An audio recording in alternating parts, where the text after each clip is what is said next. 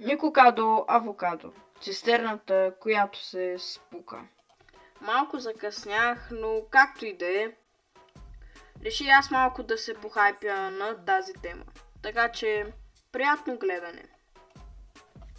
Никокадо авокадо. Една ходища Та Нико направи видео с названието Two Steps Ahead, която събуди цялото YouTube общество. В момента клипа има 46 милиона гледания. Затова го мисля за едно видео, което ще остане в YouTube за винаги. Но преди да започна с клипа, искам да ви покажа нещо. Та-дам! Да, вече ще има да виждате някой на кадъра. Да, в момента виждате горила на екраните си. Да, това вече ще съм аз и като цяло така ще виждате всяко мое следващо видео.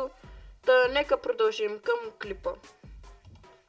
Та искам сега да разкажа за хората, които не знаят кой е Никокадо авокадо и като цяло как се е стигнало до това, че той е имал да сваля толкова килограми. Та Николас Пери, така му истинското име, е роден в град Херсон, Украйна през 1992 година. Или той в момента е на 32 години. Той бил осиновен от семейство и се преместил да живее в Пенсилвания, САЩ. Той практикувал свирене на цигулка и като цяло първите му няколко видеа даже май бяха за това. Но това не му помогнало много и той направил свой YouTube канал, в който няма да повярвате, но пропагандирал веганство. Да, и аз се очудих като чух това. Но след това той се е отказал от него, защото не му харесва обществото и също, тук ще цитирам, не е полезно за здравето. И след това той тръгва по съвсем противоположния път. Започва да си пъха в устата всичко. Като се опитва да бие рекорди по какви ли не начини. Първо всичко било нормално. В смисъл в началото той просто е слагал по 2, по 3, по 5 хиляди. Но след това вече започнал да добавя още повече калории. Като започнал да яде 10 000, 20 000 и повече калории.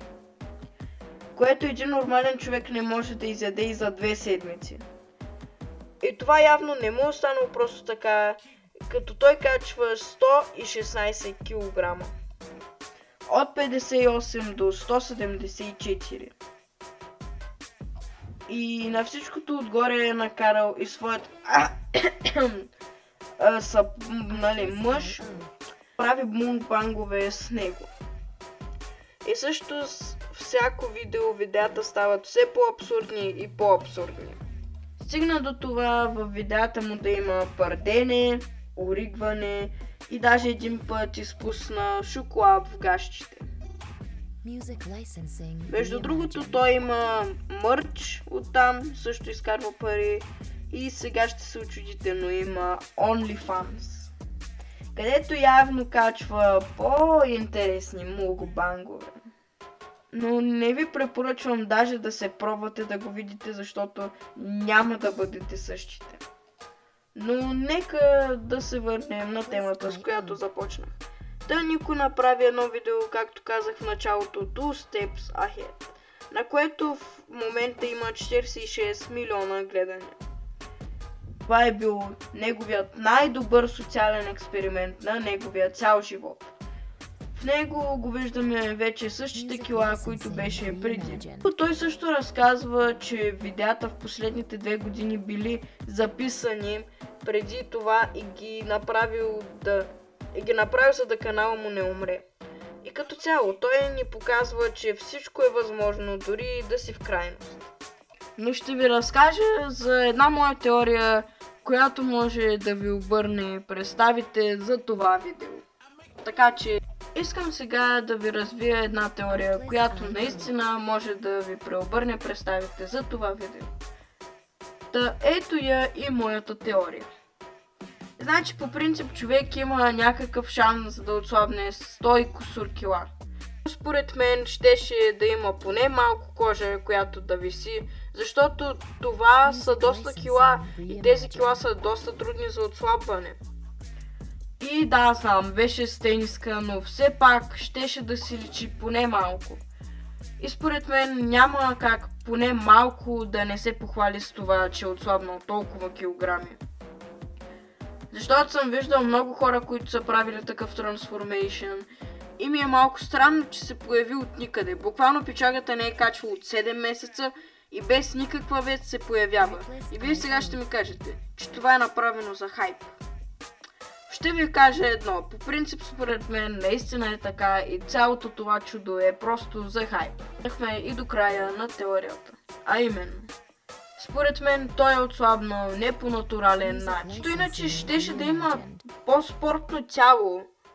В смисъл, всеки, който е отслабвал от някакви астрономически кила от примерно 130 на примерно 80, той прави много спортно тяло.